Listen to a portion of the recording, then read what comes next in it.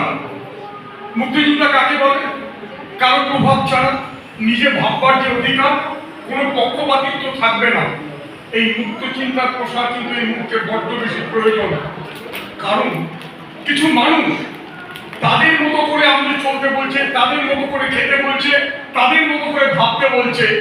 এটা কিন্তু মৌলবাদী চিন্তা ভাবনা।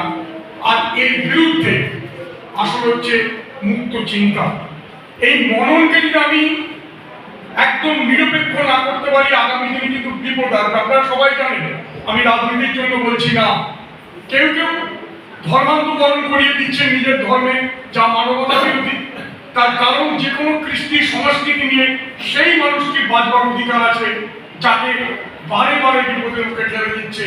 আবার কোনো এক পক্ষ জিহাদের নাম করে, দাওয়াতের নাম করে আমাদেরকে আরেক ধরনের মৌলবাদের পক্ষে নিয়ে যাচ্ছে। তাই আমাদের সমস্ত কবি লেখকদের আমার কাছে আমার স্বনির্বন্ধ অনুরোধ, যাতে কেউ কোনো কিছু চাপিয়ে দিতে না পারে, সমস্ত ভাবে মুক্ত হয়ে নিজে ভাবতে পারেন এবং তাকে কবিতায় ফুটিয়ে তুলতে পারেন। না হলে কিন্তু সভ্যতা সত্যি বিপদের মুখোমুখি। আমি একটা খালি উদাহরণ দিই।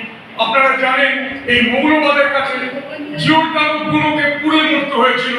রাজস্থানের রূপকালওয়ালা একটি মেয়েকে ধর্মের নামে বাজনা বাজিয়ে সবচেয়ে তালে তালে তাকে মেরে ফেলা হয়েছিল।